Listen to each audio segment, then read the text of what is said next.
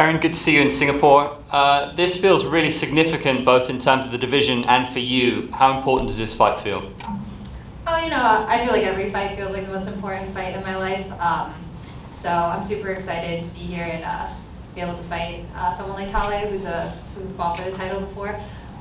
Excited to prove myself. Do you feel that momentum behind you? Yeah, I feel, especially after my last win against Jessica, I feel like that kind of put me right into like a title picture. So each of these fights just brings me that much closer.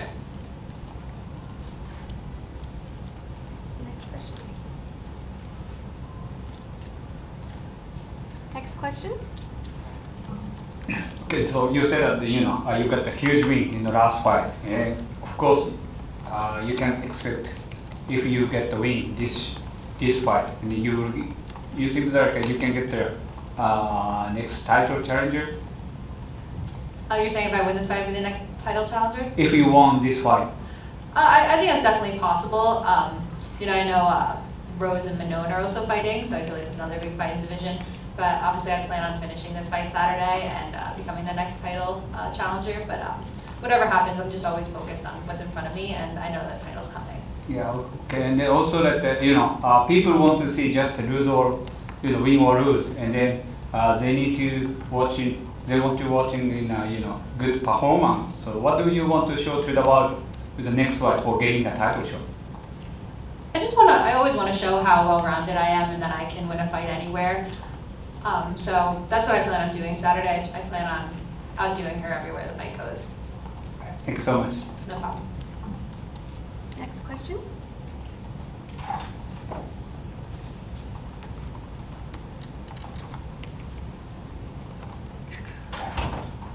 You're 24 years old, ranked third in the world, on your way to getting a title shot.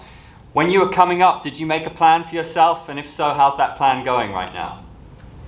I never had like a super solid plan that I had. I always knew that winning the next fight is always the best thing and that it will get me there faster. But being number 3 in the world right now, it's kind of something I've always expected out of myself. I always had pretty high standards for myself when it came to fighting. So it's going the way I planned, and I just plan on winning each fight, and that's the reason I'm here. The division for the longest time saw Valentina dominating. Was it intriguing for you to see the division shaken up a little bit, to have a new champion? Oh, definitely. Alexa had a great game plan going into that fight, and she was losing before then, but she stuck to her game plan, and she got to the back and she got Valentina's neck, and I think it definitely mixed up the division and made it interesting, having their rematch coming up, and then we'll see how that goes, and then having like myself and Taila fight. I feel like it just adds so much dimension to the flyweight division. Assuming that it all goes well for you, who is your preference to face, Valentina or Alexa?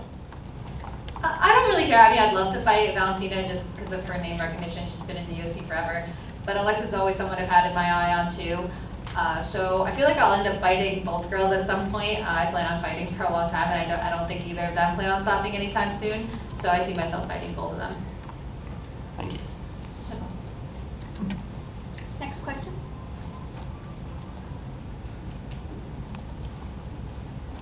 All right. Andrew? Talia's obviously got a wonderful ground game, as do you. How do you see this playing out in terms of the puzzle you've got to solve here? I feel like my ground game is definitely superior. She's solid everywhere, and her jiu-jitsu's solid, but I don't think it's anything that dynamic. I think I outwork her there. I think I outwork her there on the cage and the striking. So I definitely expect like a solid opponent, but I know I'll skill her everywhere. Will you have a message for the two girls fighting for the belt after this fight?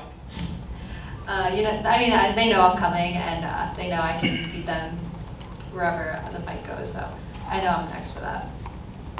Thank you. Thanks, Andrew. Next question. Do we have any more for Erin?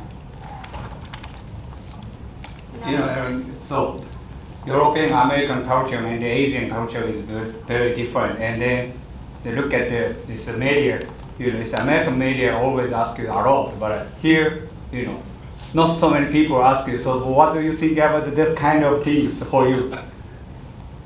Wait, can you repeat that again? So it's American media. It's, when you have a media day, it's actually an American media for ask you so many things. But here, it's a media so shy. So how do you feel now? Yeah, it's definitely a little different. Definitely a couple less questions, but everything's different. I've never been here before, so I didn't really come in with any expectations. Thank you so much. Appreciate it. Thank you.